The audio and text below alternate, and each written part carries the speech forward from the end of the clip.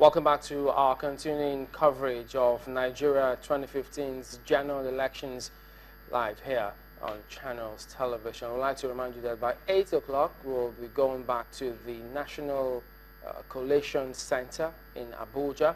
That's the visuals that are coming to you here as live pictures actually. So by 8 we expect the chairman of the commission and all the other journalists and other members of the commission to reconvene there, where the final announcements of Borno State will sort of wait the results from Borno State. They will come through from there in Abuja. But while we're at that, we'd like to remind you, or thank you first and foremost, our numerous viewers, for all the selfies you sent in from around the world.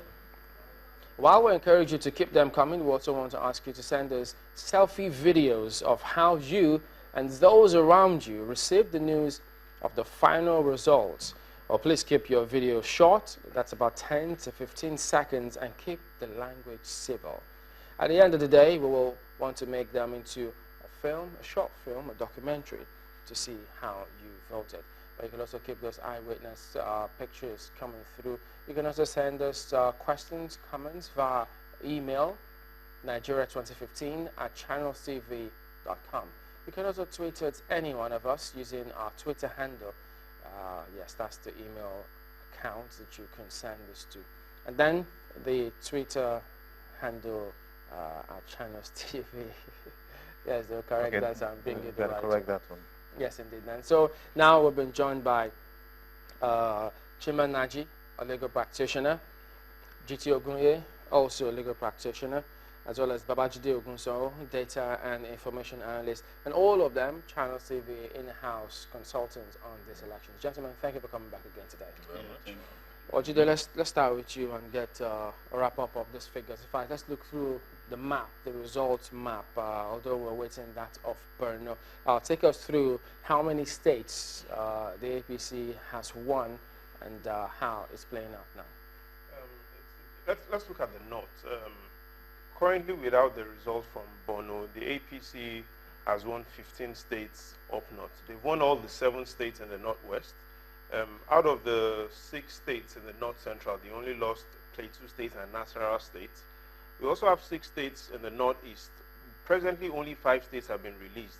Out of the 5 states that have been released, the general has only lost Taraba State. So he's also won 4 states in the northeast. So if you add it up all, 4 states in the northeast, 4 states in the north central, and the 7 states that is won in the northwest. You see the total number of votes is won in the north. Now, down south, the only state, the states that Buhari has lost is lost in Ekiti State. Take us through it, because we see section 134(1). Let me go through all of them. 1 says, candidates for an election to the office of the president shall be deemed to have been duly elected where there being only 2 candidates for the election. A, he has the majority of votes cast at the election, and B, he has not less than 1/4 of the votes cast at the election in each of at least 2/3 of all the states in the Federation and the Federal Capital Territory, Abuja. Does this reflect that? Yes.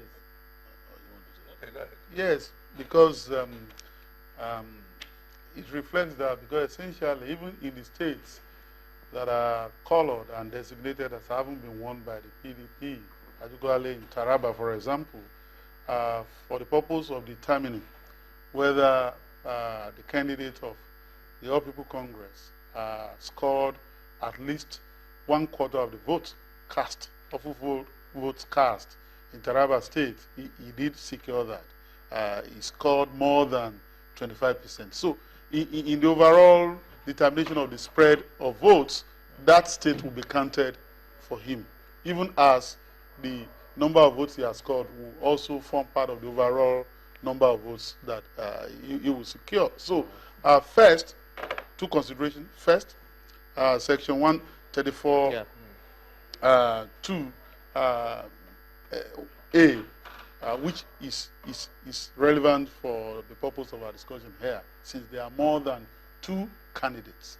That's relevant provision. What the law says is that, what that constitutional provision says is that, for the candidate to emerge as president, he must secure at least 25% of the votes in at least 2/3 of the states, including Abuja. 2/3 of the states, including Abuja. We have 36 states. 2/3 of 36 states will be 24. And then, including Abuja, now say 25. Now, thus far, the presidential candidate of the APC, who is now the presumptuous winner of this election, since he's been congratulated by the president, even while we're waiting the final tally and the official declaration of the result and certificate of return being given to him, as in this court, at least 25% of the votes in 26 states. So he presumably he was score at least 25% of the votes in 27 states. And then that candidate must also have the highest number of votes. The highest number of votes. If we have 2 candidates, that candidate must have the majority of lawful votes cast in the election. But now it's just the highest number of votes, and the General Buhari has met those requirements. For both scenarios that he's just painted, what are the figures telling us? No, it's interesting, and I'm actually interested with what the general has achieved this time around. Look at 2003 when he first contested, and let's look at the number of states that he did not get up to 25% of the votes. In all the 17 states in southern Nigeria, the general did not get 25% of the votes in 2003. Within northern Nigeria, he also did not get 25% in Taraba State. Now, in 2011, in all the southern states as well, in all the southern states in Nigeria, he did not get 25% of the votes in none of the states. Now, within the north, there are 3 states he also did not get 25%, Benue, Kwara, and Kogi. So we've seen him move from a position of total failure regarding the 25% requirement to going beyond the minimum requirement of 24 states. And I think that shows a lot of acceptance and has increased his popularity across all the zones in the country. So he's having the highest votes? He's also having the spread. Yes, 1/4% of total votes for all the... Okay, that's clear. Yes, the framers of that section of the Constitution did not make a mistake when they inserted that requirement. That it would have been possible for somebody, for example, who won about some 10 states in the north because of the number of registered voters and perhaps those who normally have voted, to have scored the highest number of votes. But because his constituency is Nigeria, you are required to have at least achieved 66.6%, so that you would have achieved certain spread that will make you the national leader that you are expected to be. Okay? Yes, the sectional leader. The whole idea is that for you to achieve that, you would have been acceptable at least at a certain minimum level. You would have campaigned also. It's not just sitting down in a particular region and conjuring up the numbers because of perhaps the passion based on sentiment or tribe or tribal sentiments and so on. So I think this time around, we know that there is a concatenation of forces that made this possible, and it was not by magic. Okay, so I congratulate the general. After all, Abraham Lincoln, we know how many shots he had at it, and for him to have been focused, even when he had demonstrably shown that he was no longer going to come back, something prodded him on perhaps destiny. So I think it's also important for us to congratulate Nigerians themselves for being able to maintain the level of calmness that we have seen. I think Nigerians are also wary of some kind of riots and all this. everybody is going about his normal business. And by the way, we also like to put this across. A message is getting across to us here in terms of how people are celebrating. We also want to just advise caution, such that they don't just let those celebrations just go awry. So they should just celebrate with some caution out there.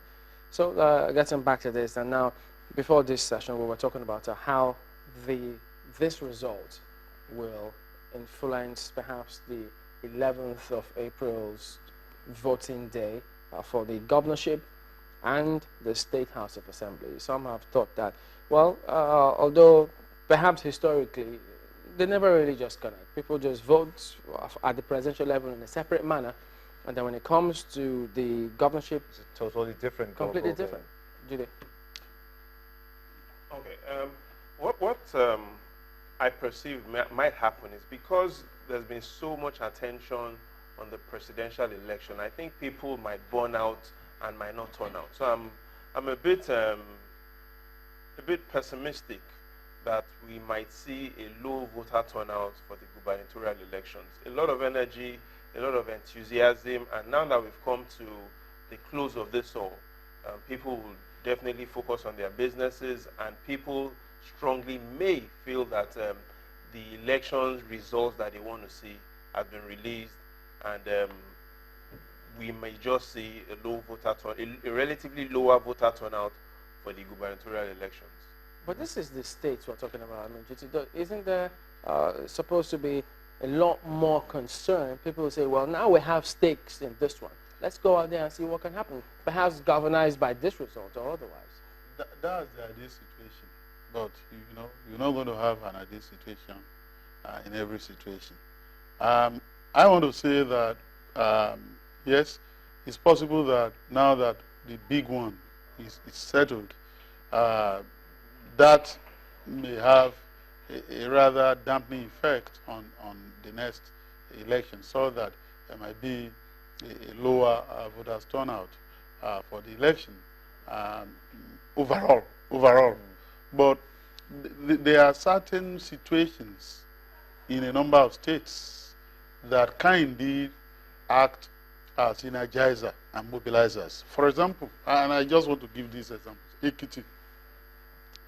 In the election that has just been conducted, there is a split vote in the presidential vote between Muhammadu Buhari and the president.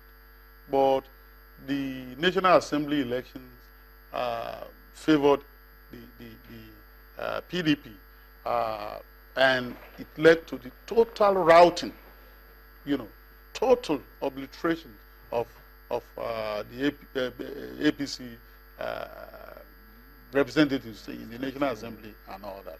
So now, and if you look at the vote, the presidential vote, you see that the margin is not too wide. And so for